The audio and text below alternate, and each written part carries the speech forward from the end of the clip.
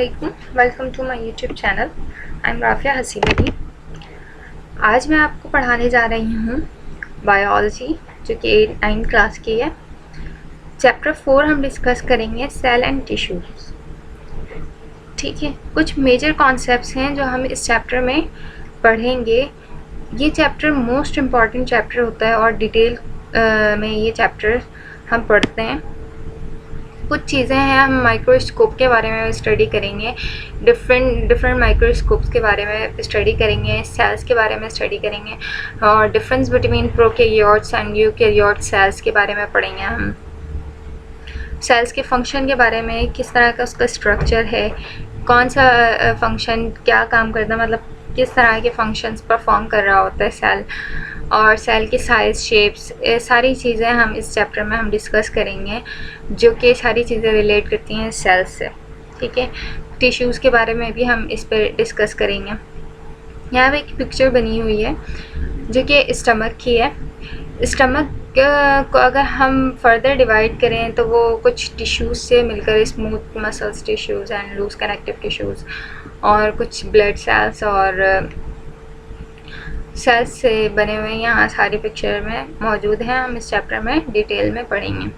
तो सबसे पहले हम बात करते हैं सेल्स की। ठीक है, व्हाट इज़ सेल? सेल जो है बेसिक यूनिट ऑफ लाइफ है। मतलब कोई भी ऑर्गेनिज़म है, कोई भी लिविंग ऑर्गेनिज़म है, वो डिपेंड करता है, वो उसकी लाइफ का जो बेस है वो बुनियाद किस पे है? सेल्स पे। ठीक है, अगर मैं बात करूँ टिश्यू की, तो हम प्रीवियस पढ़ चुके हैं कि सेल्स जो है वो फॉर्म करते हैं, एक दो से ज़ायद जो सेल्स हैं वो फॉर्म करते हैं टिश्यू, और डिफरेंट टिश्यूज़ जो है मिलकर क्या बनाते हैं? एक ऑर्गन बनाते हैं, और ऑर्गन जो है बहुत सारे ऑर्गन मिलके ऑर्गन सिस्टम, और ऑर्गन सिस्टम जो है मिलकर एक ऑर्गेनिज्म बना रहे होते हैं। ठीक है, ये सारा एक जो है कंप्लीट फार्मूला होता है। नेक्स्ट हम बात करते हैं इस चैप्टर में माइक्रोस्कोप की। ठीक है, microscope. Zacharias Janssen is generally believed to be the first investigator to invent the compound microscope. ज़ेकेरिस जो है फर्स्ट साइंटिस्ट था जिन्होंने इन्वेंट किया माइक्रोस्कोप 1590 में। ये basically simply tube like lenses, दो साइड पे उसके दो एजेस पे जो है लेंसेज लगे हुए थे, एक ट्यूब लाइक स्ट्रक्चर था उसका। ठीक है, और उसके दोनों एजेस पे जो है लेंसेज लगे हुए थे। बेसिकली कंपाउंड माइक्रोस्कोप हम उसे कहते हैं जिसमें एक से ज़ायद जो है लेंसेज लगे हुए हों। इसके अलावा जो मैग्नीफाइंग हमारे पास ग्लास होता है वो सिंपल माइक्रोस्कोप भी कहते हैं इसे, और ये जो है एक लेंस इसमें मौजूद होता है। ठीक है, जो ज़ेकेरिस जेनसन ने इन्वेंट किया था माइक्रोस्कोप, वो जो है उसकी मैग्नीफिकेशन रेंज जो है 3x to 9x थी। मतलब ये कि अगर मैं एक ऑब्जेक्ट बनाती हूँ, इसको मैं मैग्नीफाइंग करके इस माइक्रोस्कोप से देखती हूँ, तो वो 3 टाइम्स से 9 टाइम्स तक वो चीज़ जो है बड़ी दिखा सकता था। ठीक है, नेक्स्ट हम बात करते हैं रॉबर्ट हुक की। ठीक है, रॉबर्ट हुक ने एक साइंटिस्ट है जिसने सबसे पहले सेल्स के बारे में बताया। ठीक है, Robert Hooke had improved his version of compound microscope to observe organism. Robert Hooke ने माइक्रोस्कोप में जो है उसके इम्प्रूव किया, उसमें डिटेलिंग की और सेल्स के बारे में बताया। अच्छा, यहाँ पे है microscope are instrument design to produce magnifying visual and photographic image of object too small to be seen with the naked eye. There are two parameters especially important in microscopy: magnification and resolution. जो microscope है हमारा, वो दो चीज़ों पर depend करता है, एक मैग्निफिकेशन, एक रेजोल्यूशन। मैग्निफिकेशन क्या होता है कि अगर मैं एक पिक्चर बनाती हूँ, ठीक है, हमारे पास एक ऑब्जेक्ट है, अब मैं इसे जब माइक्रोस्कोपी करती हूँ, माइक्रोस्कोप में इसे ऑब्जर्व करती हूँ, तो ये जो है हमें अगर मैं इसकी मैग्नीफिकेशन की बात करूँ तो ये हमें ज़्यादा से ज़्यादा मैग्नीफाई करके दिखा सकता है, बड़ी पिक्चर करके दिखा सकता है। ठीक है, यहाँ पे हम पढ़ लेते हैं the enlargement of an image is called magnification. ठीक है, the enlargement of an image is called magnification. मतलब यही कि अगर हम कोई ऑब्जेक्ट की माइक्रोस्कोपी करते हैं तो माइक्रोस्कोप में जो मैग्नीफिकेशन मौजूद है वो क्या करता है, कोई भी ऑब्जेक्ट है उसको इन्हेंस करके, इनलार्ज करके क्या वो दिखा रहा होता है by combining a number of lenses. क्योंकि जो माइक्रोस्कोप है उसमें बहुत सारे लेंसेज लगे हुए होते हैं। बेसिकली एक होता है हमारा जिससे हम देख रहे होते हैं, वो होता है आईपीस। ठीक है, और जो ऑब्जेक्ट के पास होते हैं लेंसेज उसे हम क्या कहते हैं, ऑब्जेक्ट लेंसेज, ऑब्जेक्टिव लेंसेज। ठीक है, अच्छा सेकंड क्या है, resolution.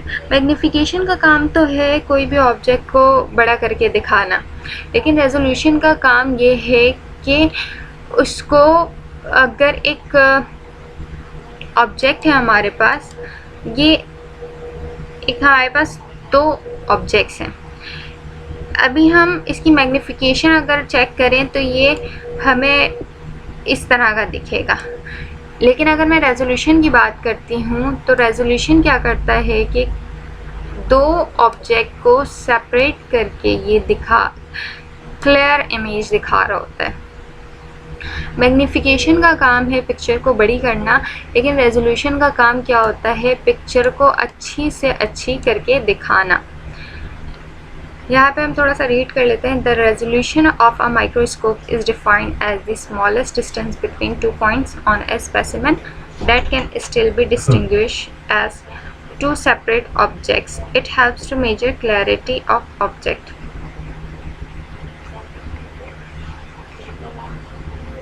Both magnification and resolution are very important. Magnification और रेजोल्यूशन दोनों जो हैं बहुत इंपॉर्टेंट है if you want a clear picture of something less than 0.1। 0.1 कोई भी ऑब्जेक्ट 0.1 अगर उसकी साइज़ है तो मतलब वो बहुत ही स्मॉल है, उसे हम देखने के लिए माइक्रोस्कोपी करेंगे और माइक्रोस्कोप में हमें जो है उसकी मैग्नीफिकेशन भी करनी पड़ेगी और उसका रेजोल्यूशन भी अच्छा होना चाहिए।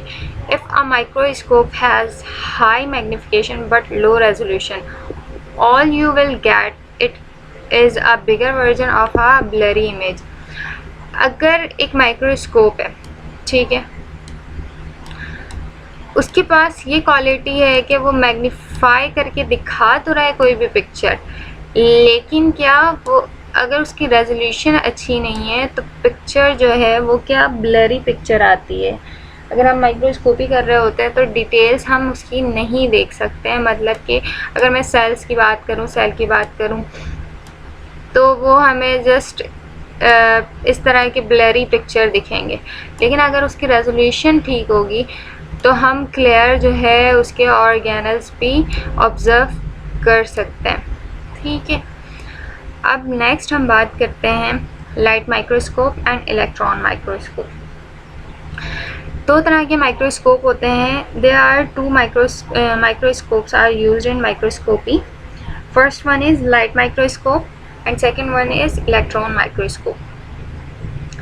लाइट माइक्रोस्कोप क्या होता है, लाइट से ही बात पता चल रही है कि वहाँ पे जो है लाइट हम यूज़ करेंगे।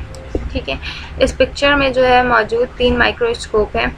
यहाँ पे जो है कोई भी पिक्चर के लिए हमें लाइट की क्या ज़रूरत होती है। यहाँ से कुछ जो है हम लाइट्स, कुछ माइक्रोस्कोप इस तरह के होते हैं जिसमें लाइट्स मौजूद होती हैं, कुछ को जो है हम सनलाइट के प्रेजेंस में जो है चीज़ें ऑब्जर्व कर रहे होते हैं। ठीक है, in a light microscope visible light passes through the specimen. होता क्या है कि इस पॉइंट पे लाइट मौजूद होती है, ठीक है, जो कि और यहाँ पे हमारा जो है ऑब्जेक्ट मौजूद होता है। अब ये लाइट जो है यहाँ पे पास आउट होती है, ठीक है, और हमें इस लेंस के ज़रिए, आई पीस के ज़रिए जो है वो पिक्चर जो है क्लियर नज़र आ रही होती है। A photograph of an image taken through a microscope is called micrograph। अगर हम यही पिक्चर, जो भी हमारे पास सैम्पल है, कोई भी ऑब्जेक्ट है, हम अगर इसकी पिक्चर निकालते हैं, पिक्चर लेते हैं फ़ोटोग्राफ के ज़रिए, तो हम उसे क्या कहते हैं? माइक्रोग्राफ कहते हैं। ठीक है, नेक्स्ट हम बात करते हैं the magnification of a light microscope is form by using a mixture of the power of eyepiece and objective lens. अगर हमें किसी भी माइक्रोस्कोप की मैग्निफिकेशन निकालनी हो तो हम क्या करते हैं? उसके टोटल मैग्निफिकेशन निकालने के लिए हम क्या करते हैं? ME को मल्टीप्लाई कर देते हैं MO से। मतलब कि हम जो है आई पीस की मैग्निफिकेशन को मल्टीप्लाई करते हैं ऑब्जेक्टिव लेंस की मैग्निफिकेशन से, तो हमारे पास जो है क्या आ जाता है? Total magnification. Now next, in order to ascertain the total magnification when viewing an image with a compound light microscope। अच्छा, जो माइक्रोस्कोप है, माइक्रोस्कोप में जो है डिफरेंट मैग्निफिकेशन के लेंसेज मौजूद होते हैं। यहाँ पे लिखा हुआ है 4x, 10x and 40x, 100x तक जो है लेंसेज मौजूद होते हैं। सबका अपना अपना काम होता है। अगर हम कोई भी ऑब्जेक्ट जिसमें हम डाई यूज़ कर रहे होते हैं, स्ट्रेन यूज़ कर रहे होते हैं, तो हम उसे जो है 100x में देख रहे होते हैं, और हमें जस्ट के सिंपल ट्रांसपेरेंट पिक्चर देखनी होती है तो हम 10x और 40x का इस्तेमाल कर रहे होते हैं। ठीक है, नेक्स्ट जो है हम बात करेंगे, यहाँ पे दो इमेज बनी हुई है। ठीक है, लाइट माइक्रोस्कोप से ली गई है फ़ोटो, माइक्रोग्राफ है। यहाँ पे एक अनियन सेल है, एक अमीबा की पिक्चर है। ठीक है, यहाँ पे ये जो सेल्स हैं, यहाँ पे जो है अमीबा की ये पिक्चर है, ये दोनों जो है माइक्रोस्कोपी की गई है, लेकिन किससे? लाइट माइक्रोस्कोप से की गई है। ठीक है, इसकी माइक्रोग्राफ मौजूद हैं। मैंने बताया ना माइक्रोग्राफ क्या होता है। जो पिक्चर जो है हम माइक्रोस्कोप के ज़रिए जो है फोटोग्राफ निकाल रहे होते हैं, उसे हम माइक्रोग्राफ कहते हैं। नेक्स्ट है electron microscope. Electron microscope differ from light microscope. ये लाइट माइक्रोस्कोप से डिफरेंट होता है क्योंकि that they produce an image of specimen bye using a beam of electrons.